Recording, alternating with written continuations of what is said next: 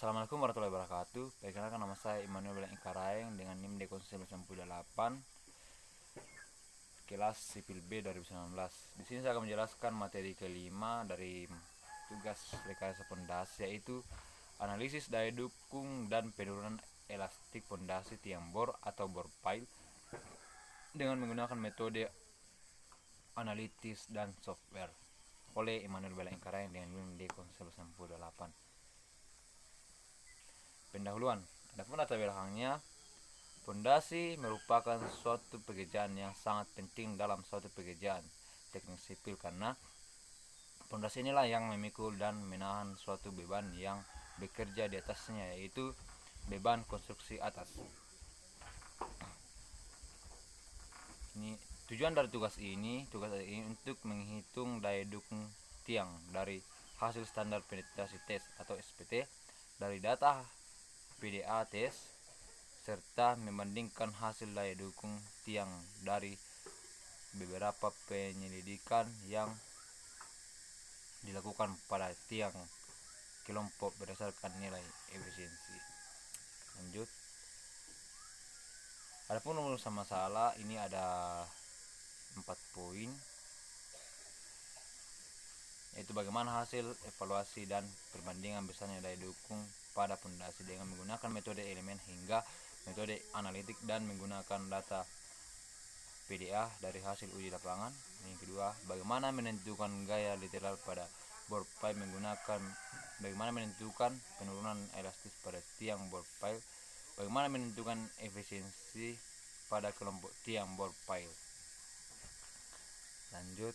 Adapun tujuan umumnya, pondasi ialah bagian dari suatu sistem rekayasa yang meneruskan beban yang ditopang oleh pondasi dan beratnya sendiri kepada dan ke dalam tanah dan batuan yang terletak di bawahnya oleh Bowles 1997.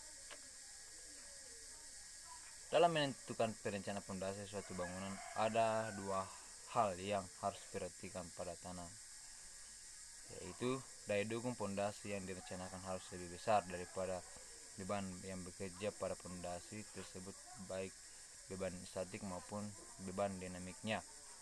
Penurunan pondasi terjadi akibat pembebanan tidak boleh melebihi penurunan yang diizinkan.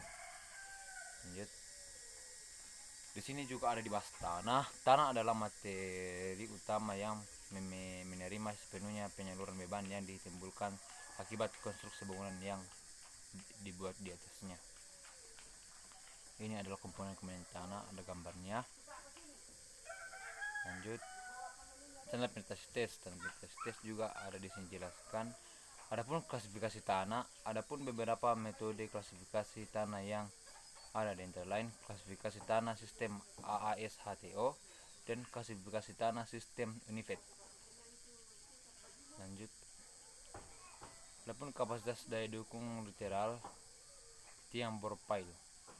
Di sini ada dua dijelaskan, yaitu tiang ujung jepit atau fixed end pile dan tiang ujung bebas free end pile.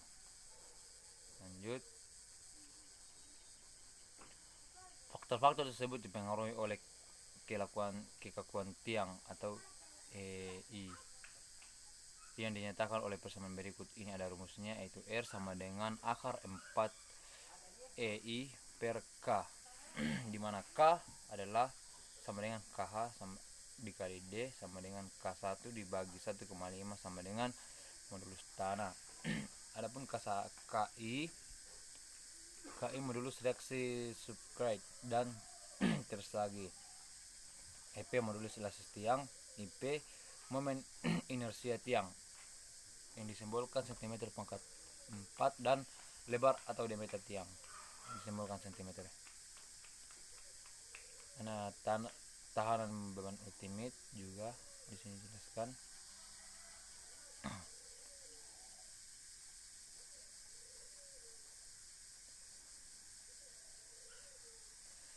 Adapun yang sering juga digunakan dalam pekerjaan ini yaitu metode Burns.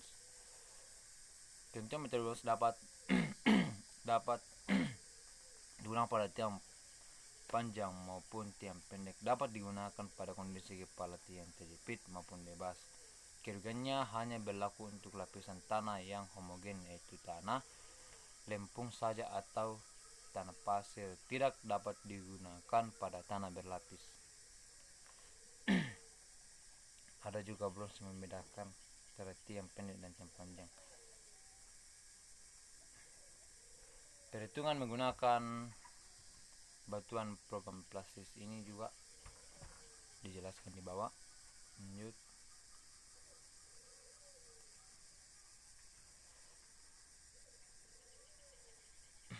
Model-modelnya ada 5 parameter, yaitu modulus Young, kohesi, dan sudut dilantasi. Model tanah lunak. Model soft soil ini dapat menunjukkan hal sebagai berikut: kekakuan tanah, kekakuan yang berubah, membedakan pembebanan primer, dan mengingat tegangan pira atau konsentrasi. Bagian C, studi parameter. Bagian D, parameter tanah, sudut geser, kohesi, dan permeabilitas. Dan ada juga penurunan profile. Di sini dijelaskan penurunan elastis atau elastic settlement. Penurunan segera atau penurunan elastis adalah penurunan fondasi yang terletak pada tanah berbutir halus yang jenuh dan dapat dibagi menjadi 3 komponen. Penurunan total adalah jumlah dari ketiga komponen tersebut. Metode pengambilan data ini adalah flowchartnya, bisa dilihat flowchartnya. Analisis dan perhitungan. Adapun perhitungan sebagai berikut: menghitung kapasitas daya dukung profile. Di sini ada 2, 3, 4.